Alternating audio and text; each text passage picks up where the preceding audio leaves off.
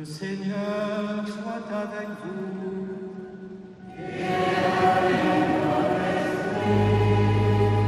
Évangile de Jésus-Christ selon saint Jean.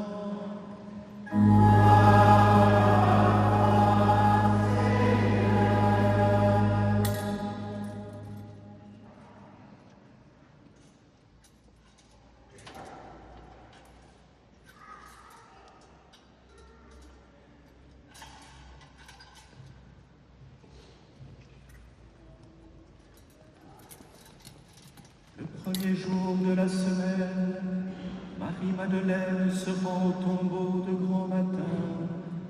C'était encore les ténèbres. Elle s'aperçoit que la pierre a été enlevée du tombeau. Elle court donc trouver Simon-Pierre et l'autre disciple, celui que Jésus aimait, et elle leur dit: on a enlevé le Seigneur de son tombeau, et nous ne savons pas où on l'a déposé. Pierre partit donc avec l'autre disciple pour se rendre au tombeau. Ils couraient tous les deux ensemble, mais l'autre disciple courut plus vite que Pierre et arriva le premier au tombeau. En se penchant, il s'aperçoit que les linges sont posés à plat. Cependant, il n'entre pas. Simon-Pierre, qui le suivait, arrive à son tour. Il entre dans le tombeau. Il aperçoit les linges posés à plat, ainsi que le suaire qui avait entouré la tête de Jésus, non pas posé avec les linges, mais roulé à part à sa place. C'est alors qu'entra l'autre disciple, lui qui était arrivé le premier au tombeau. Il vit et il crut. Jusque-là, en effet, les disciples n'avaient pas compris que selon l'Écriture, il fallait que Jésus ressuscite d'entre les morts. Christ est ressuscité, Alléluia, Alléluia.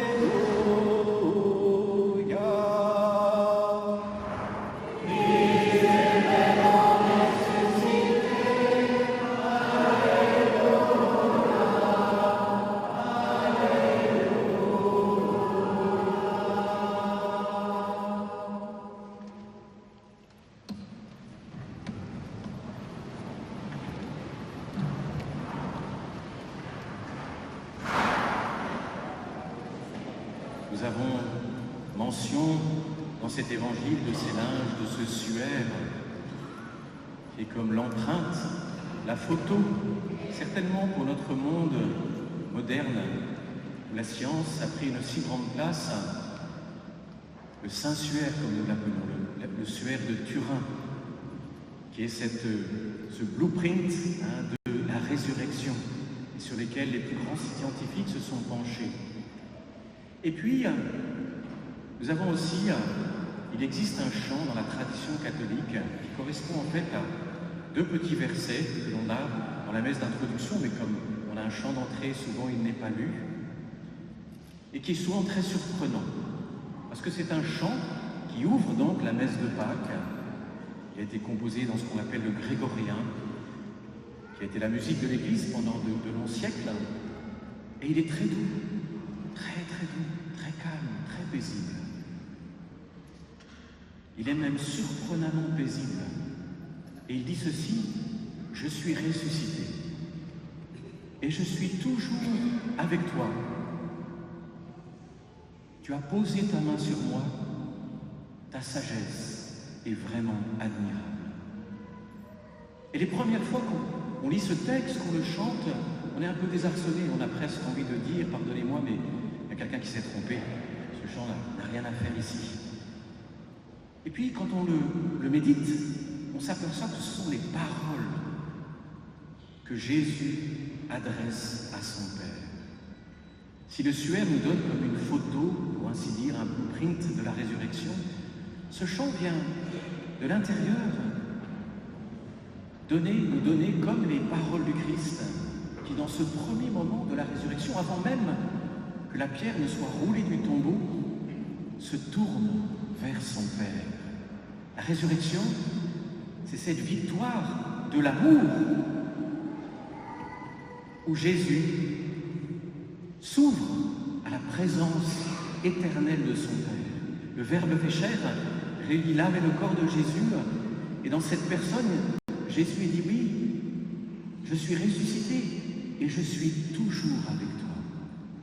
J'ai été avec toi depuis le premier moment de ma conception. J'ai été avec toi le jeudi saint, quand j'ai donné le sacrement de notre amour à mes disciples, à mes fidèles, comme nous l'avons commémoré ce jeudi saint pour nous.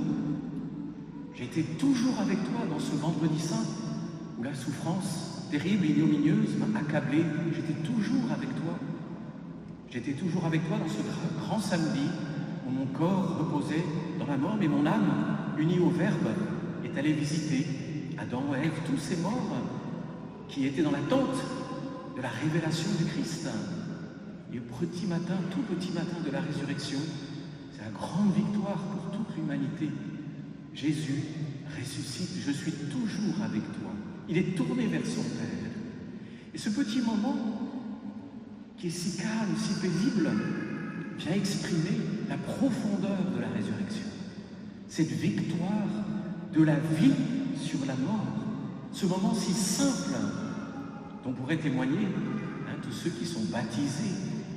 Quand les jours d'avant le baptême, on peut être stressé, on est ému, il se passe beaucoup de choses et on sait que ça va être un moment si court dans lequel une joie immense nous habite. Ce petit moment que nous-mêmes nous avons vécu beaucoup, enfants, cette victoire de la vie sur la mort qui a besoin de s'enraciner en nous. Car en fait, cette célébration de la vie, c'est la célébration par notre baptême de ce qui nous a été donné et de ce qui est appelé à grandir. Car le baptême est une semence, c'est une lumière, comme une joie. C'est une semence aussi. Comme toute semence dans un jardin est appelée à grandir, est appelée à se fortifier, va se trouver confrontée aux pluies, au vent, aux tempêtes, à toutes les petites bestioles du jardin, à tous les petits prédateurs que l'on ne voit pas, mais qui sont là. Cette graine est appelée à grandir. Et la célébration de ce jour, si on a passé tout le carême pour nous y préparer, c'est justement pour nous dire, mais oui, oui Seigneur, je me renouvelle grâce à mon carême pour accueillir que tu es la vie, tu es la vraie vie. Le don de la vie éternelle que tu es venu nous apporter, c'est là, Seigneur, en toi, avec toi, en apprenant à vivre de ton amour. C'est là qu'est la vraie vie. Et on a besoin de nous le remémorer tous les ans, parce que nous le savons bien, Pâques étant passé, notre vie quotidienne a une puissance, un pouvoir sur nous qui est énorme.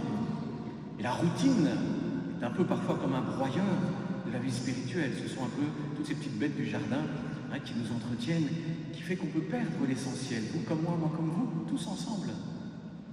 Et donc on a besoin, dans ce jour de Pâques, de me dire, mais oui, la vie, la vraie vie, c'est Jésus qui nous l'a donnée. Il nous tourne vers cette vie éternelle qui est la vie du Père, du Fils et de l'Esprit Saint, cette vie de communion et d'amour entre les personnes divines. Et nous qui avons été créés à l'image et à la ressemblance de Dieu, par le baptême, nous pouvons accomplir notre vocation et entrer progressivement, lentement dans nos vies, dans cette victoire de l'amour.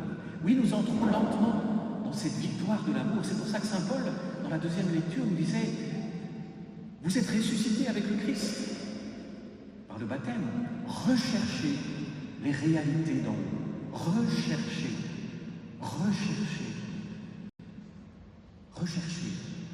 Pourquoi? Mais nous le savons, le monde nous dit juste l'inverse. Le monde nous dit « Éclate-toi, crame toutes tes potentialités dans le plaisir éphémère, explose-toi ». Et puis notre âme se dessèche, se dessèche. Et parfois, on s'en rend compte quand il est un peu trop tard. On a abîmé des relations importantes, primordiales, essentielles.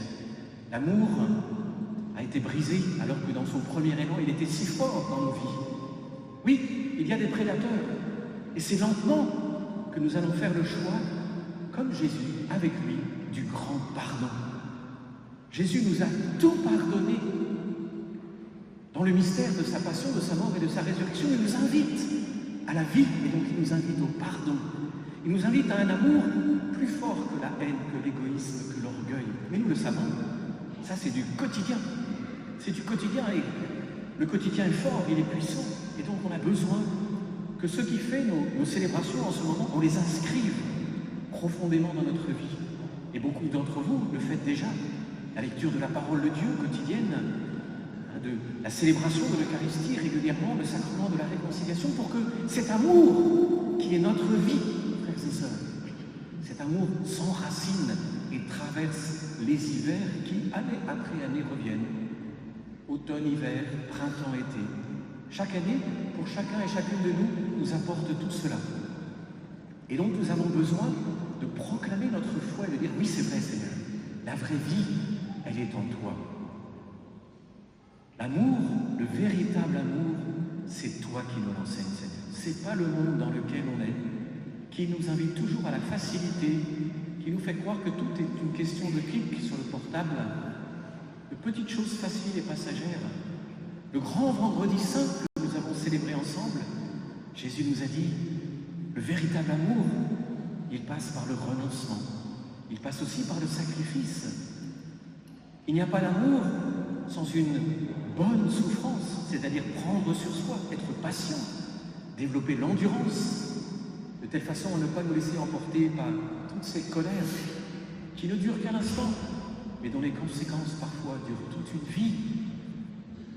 Oui, aujourd'hui, nous sommes venus renouveler notre choix de l'amour. Et pour ça, saint Paul nous dit, mais recherchez les réalités d'en haut. Ne vous laissez pas emporter par le quotidien, parce qu'il va vous emporter. Aussi sûrement que nous sommes ici aujourd'hui, si nous ne choisissons pas d'un choix fort, un choix qui s'enracine, qui soit lui aussi puissant, de nous nourrir de Jésus, pour que la solidarité, la fraternité, l'amour fraternel que Jésus est venu nous révéler, qui est l'amour du Père, du Fils et de l'Esprit Saint, soit vécu entre nous, hommes et femmes. Nous avons besoin d'un choix qui soit mûr, qui soit adulte, dans lequel on engage toutes nos forces, lentement, automne, hiver, printemps, été. Tous les ans, il y a ce cycle dans lequel on va se replonger, comme les apôtres, car l'évangile que nous avons pour la résurrection tous les ans, si on se passe du côté de la joie, moi je le trouve toujours un peu décevant, frères et sœurs, puisque ce qu'ils nous racontent, c'est qu'en fait, certes, j'en vis et cru, mais les autres, pour l'instant, ils ne comprennent rien.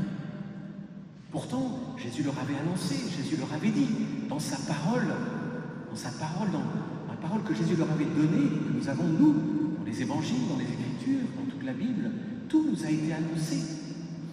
Et voilà, ça prend du temps pour nous d'accueillir la parole, de croire en la parole, d'intérioriser la parole, de mettre le son de la parole de Dieu plus fort que le son de nos petites musiques intérieures, de nos croyances, de telle façon à être victorieux. Car ce qui cause beaucoup de bruit souvent à notre foi chrétienne, c'est que nous avons beaucoup de croyances cachées, enfouies en nous. Combien aujourd'hui, parce qu'ils ont du mal à mettre leur foi en Christ, leur espérance en Christ, vont voir redouteux, magiciens, voyants, médiums, et j'en passe et des meilleurs. On se dit, ah là j'aurai la réponse. Dieu, je ne sais pas. Dieu, il faut attendre. Dieu, il faut entrer en communion avec lui. Dieu, il faut aussi que je me mette à genoux, que je reconnaisse que je ne suis pas humble, je suis orgueilleux, égoïste. Non, il vaut mieux dépenser son argent, même si parfois certains en dépensent beaucoup pour des boutilles. Voilà, dépensons l'argent pour avoir une réponse tout de suite. Le chemin de l'amour, c'est un chemin, oui, qui est un chemin de transformation lente et progressive, d'un choix qui a besoin de se renouveler semaine après semaine. C'est pour cela que nous avons la messe dominicale tous les dimanches, ou si on le souhaite, la messe quotidienne, pour nourrir nos âmes, Parce que ce choix de l'amour a besoin que nous allions puiser dans l'amour de Jésus, dans cet amour à lui, le sien. Et là, être renouvelé dans notre cœur, quand notre cœur est fragile et brisé, abîmé, endolori, que parfois, oui, nous avons perdu un peu la foi, l'espérance, ou bien celle-ci s'est trouvée emportée par des vents, des tempêtes, de grosses pluies, et on a du mal. Alors on vient replonger notre cœur dans l'amour du Christ. Parce que notre foi en la résurrection, comme on l'a lu dans cet évangile aujourd'hui, il est timide. Et c'est la raison pour laquelle j'ai choisi de vous le chanter dans la douceur. Parce que ce petit moment, il est timide, comme dans nos vies. La foi en la résurrection, elle est timide. Nous avons besoin d'apprendre à rechercher les réalités d'en haut. Parce que très vite, toutes nos croyances intérieures, tout ce qui est en nous, autour de nous, nous emporte facilement. Et nous avons besoin de revenir à l'intériorité, la prière, nous nourrir de Jésus dans l'Eucharistie, le recevoir sa miséricorde dans le sacrement du pardon. Alors demandons cette grâce les uns pour les autres, de plonger dans cette célébration, dans l'affirmation de notre foi. Oui, la vraie vie, c'est celle que Jésus nous donne, pas celle que le monde nous promet, éphémère, et qui parfois nous brûle quelques dizaines d'années avant que l'on se rende compte que l'on s'est trompé. Alors, renouvelons notre foi. Oui Seigneur, oui Jésus, c'est toi qui es la vie et la résurrection. Alors, timidement, Jésus, je viens vers toi, mais je viens dans la confiance parce que tu es le miséricordieux, parce que tu es amour. Je sais que toi tu m'aimes de tout ton cœur, que ton cœur est grand ouvert à la croix pour m'accueillir chaque fois que je viens. Je peux m'y plonger quand je veux, pour renouveler mon cœur. Et bien que nos cœurs, frères et sœurs, aujourd'hui soient renouvelés dans l'amour du Christ.